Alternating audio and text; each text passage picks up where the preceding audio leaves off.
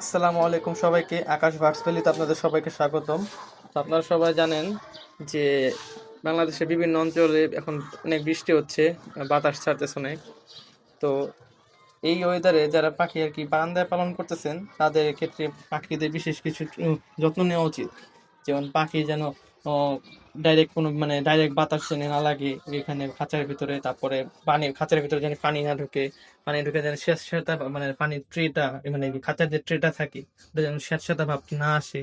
এই দিকগুলোকে ফলো রাখতে হবে। তো অনেকেই করতে পারেন কি যে যদি এরকম সেফটি না দিতে পারেন তাহলে অনেকেই করতে পারেন যে খাঁচাগুলো ঘরে শিফট করে দিতে পারেন যদি দুই একটা খাঁচা হয়।